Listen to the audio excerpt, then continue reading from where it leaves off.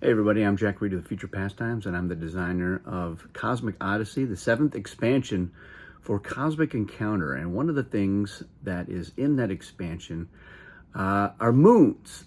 And in this video, I'm going to be talking about the 8 quarter moons that are part of this variant. Now, there are several different types of moons, as you can see here from the backs of the moon cards that describe the different moon effects. Quarter moons being one of them.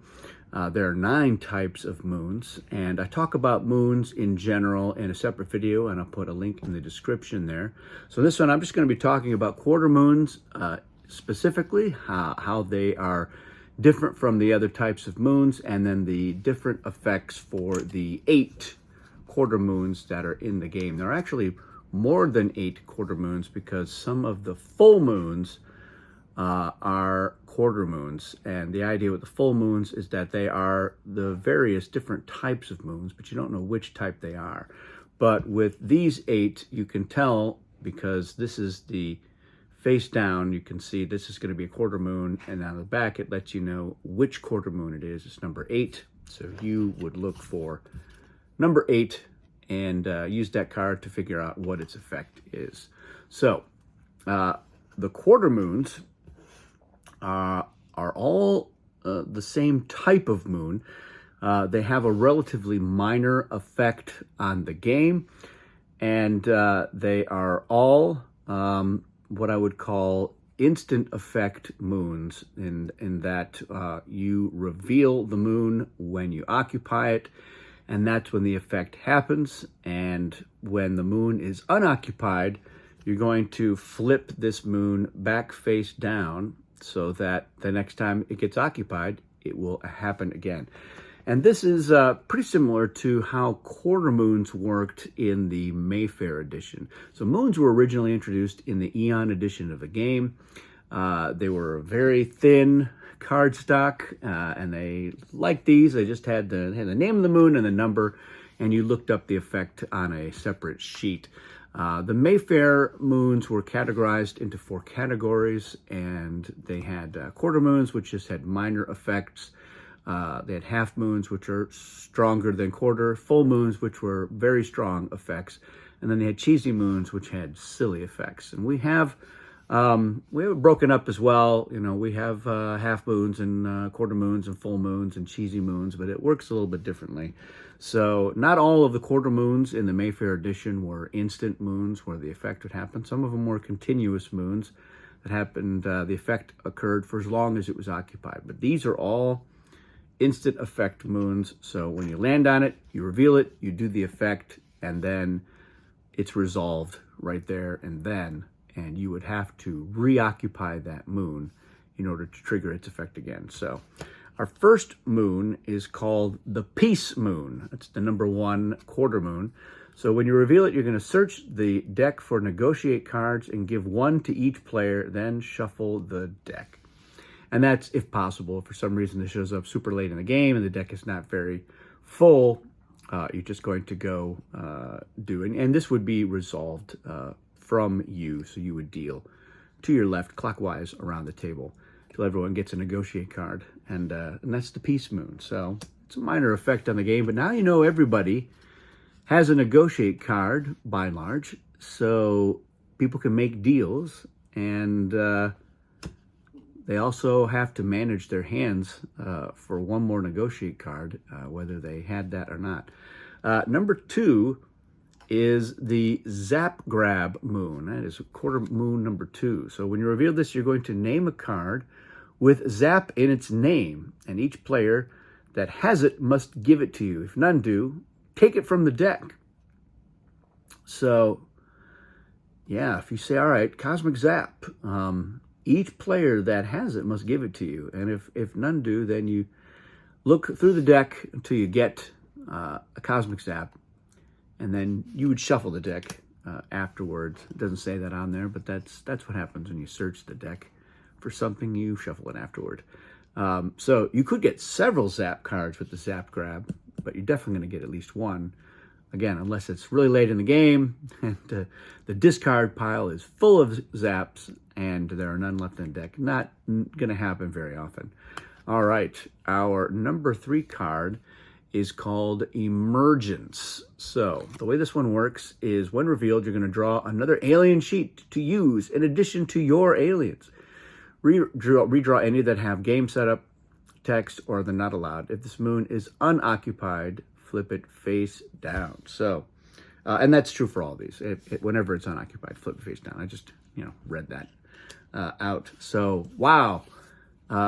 Yeah, Emergence, you're gonna get another alien in the game, and there's no text here that limits you to just 2 aliens. A lot of the stuff in Cosmic Odyssey that deals with having multiple aliens will refer you to the campaign guide and a page that has to do with the dual alien variant. But yeah, with Emergence in the game, if you somehow end up leaving the moon and then reoccupying it again, then yeah, because you're gonna have the one ship on that moon. It's your turn. You flip the destiny pile, and it's your color, or it's wherever color that moon is in, and you load up the hyperspace gate with that one ship from that moon. Well, then it's going to turn face down, and then you can target that planet again that it's attached to, and then yeah, try to win an encounter so that you can reoccupy that moon. It's one way to go about it. All right, quarter moon number 4 is the +4 then -4 moon. That's what the name of that one is. So when revealed, draw 4 cards from the deck, then discard 4 cards from your hand. So you're going to add some cards. Maybe you'll discard some of the ones you just drew. Maybe you'll discard some of the ones you've been holding on to, or some mix thereof. But it's a nice way to optimize what's in your hand. And I love how it wasn't just a coincidence that moon number 4 has the 4 thing in here. That is a recurring motif. And a lot of that was Frank Brooks saying, well, let's make this moon number 4 because it refers to the number 4 in some way. And that happens with a few of the numbered moons. So a little Easter egg, just a tiny one. Number 5 is the Metamorph moon. So the Metamorph moon, when revealed, you're going to discard one of your alien sheets and draw another one. Redraw any that have game setup or not allowed. So not quite as crazy as Emergence, but with the Metamorph, you're like, all right, the alien that I have in this game is not one that's necessarily going to help me out. But the other interesting thing about a moon like this is that, this moon is face down somewhere, and you don't know what it's going to do necessarily unless it's in your system. So you may have been very happy with the moon that you, or not moon, the power that you had, but now you have metamorphed into somebody else. So yikes. So most of the moons in the game are very good for the players who occupy them, but occasionally there's a little bit of a curveball thrown at you. All right, number 6 is called Attack Preview. So the way this one works is when revealed, each player must show you the highest and lowest value attack cards in their hand. So that can be a pretty big deal. Like I said, it's only going to happen when you occupy it. So it may only happen once in the game. It may not ever happen at all if nobody occupies that moon. Some moons you can reoccupy more than once. And again, if I'm occupying that moon and I've done the effect, and somebody is attacking that planet, they're not necessarily going to be able to affect me on the moon unless I am the defensive player. So if I'm the defense on a colony where I have an occupied moon, that is how you kick me off the moon, and then the offense could then reoccupy that moon. So I've seen it happen. It doesn't happen very often. Like Will can do it whenever they want, but it's usually somebody who is targeting the they've drawn their own color, so that lets you target any player on a planet. If I draw red and green has an occupied moon on one of red's planets, and I target that planet, green is not the defense. It's red's the defense. So number 7 is the Migration moon. So this quarter moon, when revealed, you move one of each player's ships to another of their colonies. So sometimes migration is going to have a fairly negligible effect on the game, and sometimes it's going to be a big deal. If you only have one ship holding down a colony, whoever occupies this moon can pop that one off and put it on a different colony. Now you've lost a colony. So that can have a big effect. So like I said, not all the quarter moons are minor effects in this edition of Cosmic Encounter. And the one thing they have in common is that it's a one-shot effect until that moon gets reoccupied. And then finally, number 8 is the treasure hunt moon. So the way this moon works is when revealed, each player gives you one card from their hand at random. You keep one of them and discard the rest.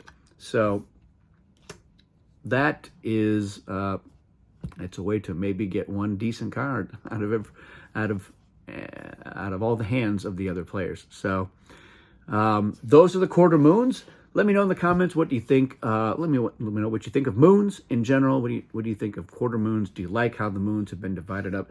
I like this. The reason we have 8 is, again, if you want to do an 8-player game where you can say, all right, everyone's going to have one of these quarter moons, and they'll place that next to attached to one of their planets, and then you could have a different type of moon.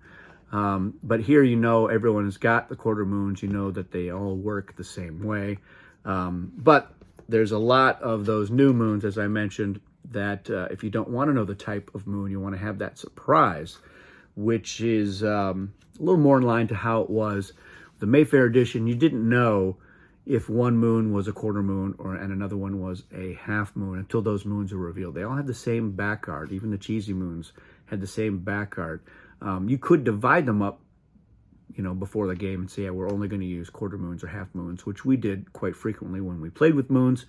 It's a little bit easier to sort them out this way. But again, the players know, looking at the moons, they don't know which moon effects they are, but they know the type of moons. So that can have an important impact on the game. But I like the flexibility of giving the players some agency over the types of moons in there. And again, they can have it both ways. You can use the new moons so that it's a total mystery, or you can use the moons with the back arts that tell you exactly the type of moon. And of course, you can mix and match, do one of each. That's one of the ways that I like to play. That's it for this one. Thanks for watching, everybody. We'll see you again soon.